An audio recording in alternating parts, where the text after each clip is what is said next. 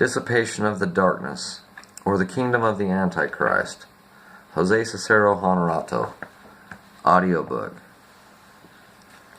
Abraham and Joseph Levi said, quote, "The meeting was realized on June 24th, 1717, and the first lodge was founded after a violent discussion, as some of those who were present at the meeting related to me on my return from Portugal, during which my father insisted energetically that it be called the Lodge of Jerusalem, in accord with the agreement established between him and Desagule and George.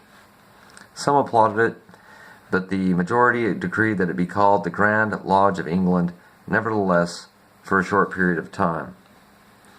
It was called the Lodge of Jerusalem, but at the insistence of the majority, it was definitively changed to the Grand Lodge of England. There was another conflict over the dispute for the presidency between Levi and Desagule. 2 months after that meeting, Abraham Levi and Abraham Aboud returned from Portugal. His surprise was indescribable, and his weeping unrestrained on his being informed of the disappearance of Joseph Levi in such an absurd and hidden manner. We will see the details later. Here it is necessary to mention the names of the successive heirs of this history, from our ancestor Joseph Levi, the renewer of the association, down to me, Lawrence.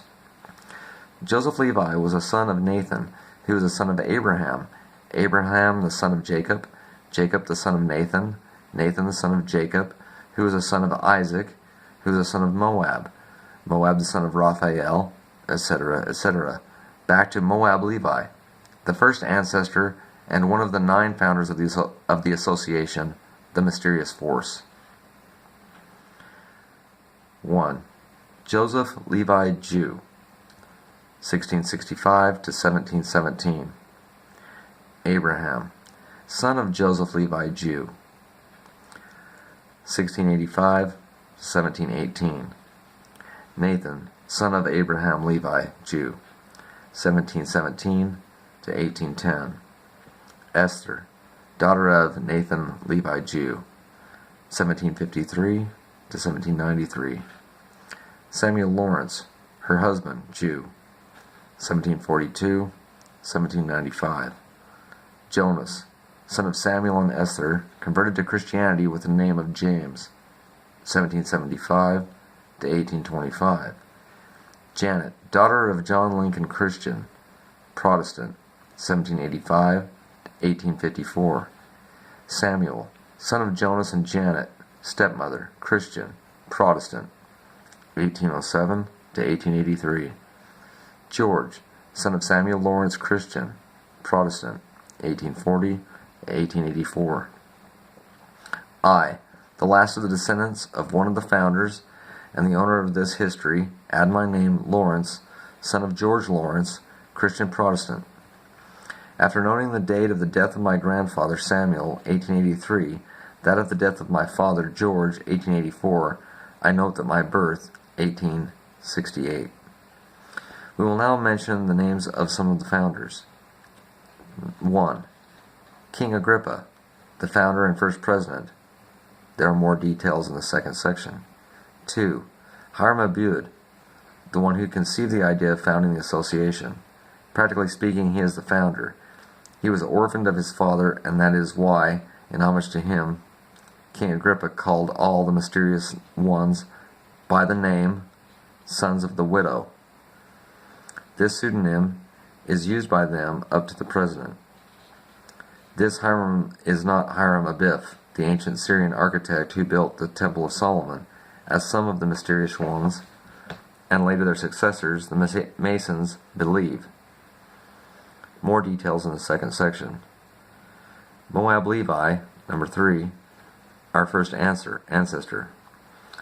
The names of the other founders are recorded in the second section, with the exception of one whose name is illegible, almost erased in the Hebrew manuscript.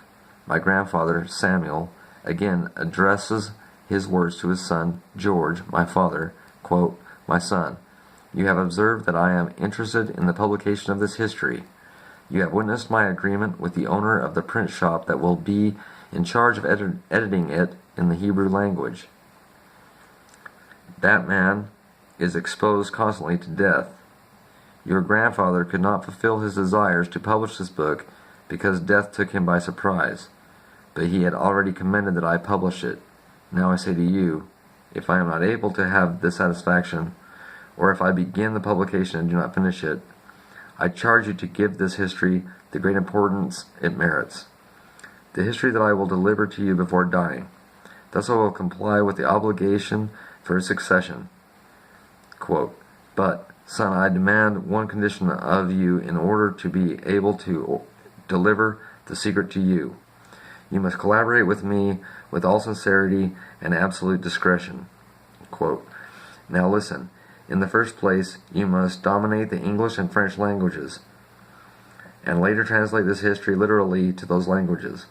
It will then be written in 4 languages, Hebrew and Russian by our ancestors, English and French by you. The copy in English that existed disappeared with Levi, as you saw. Put all your attention into its publication in the languages mentioned. If it is not possible for you to do so, you will be able to ask a collaboration of whoever may have financial resources. But by whatever means, you must utilize all the means within your reach to be able to achieve the publication of this book in all the world, in accord with the desire of your grandfather, Jonas, and the will of your grandmother, Janet. Quote, son, you must know that I inherited this history from my father, and he from his parents and grandparents, in a manner contrary to the hereditary law legislated by the 9 ancestor founders of the association, as will be seen below. The copy was inherited with indescribable reserve and caution, in absolute secrecy. The father bequeathed it only to one of his male children, the one who distinguished himself among his brothers for his wisdom, seriousness, and judgment. And if the father had no male child, the most serious and responsible of the direct and close family members inherited it without going beyond the 2nd degree of consanguinity. That is, the heir must be male, a son, nephew, or cousin on the father's side, and no farther, so the secret might be hidden among just 9 men, descendants of the 9 founders. My father inherited the manuscript from his mother, and not from his father in accord with the above-mentioned law. Then, in this respect, our inheritance is contrary to the tradition that obliges the successor not to bequeath it except to male children. Joseph Levi is my ancestor on my mother's side, as we have already seen. Here you have the enumeration of the successive heirs of this history from the renewal of the association, 1716 to 1717, down to us. The ancestor renewer, Joseph Levi, lacking the talents of an historian, copied synthetically, with the collaboration of Abraham Abud, the 2 manuscripts inherited by him and that of his own respective ancestors from the year 43 after the, quote, impostor Jesus, unquote, the year of the foundation of the success of the association. The 2 manuscripts were, logically, exactly the same.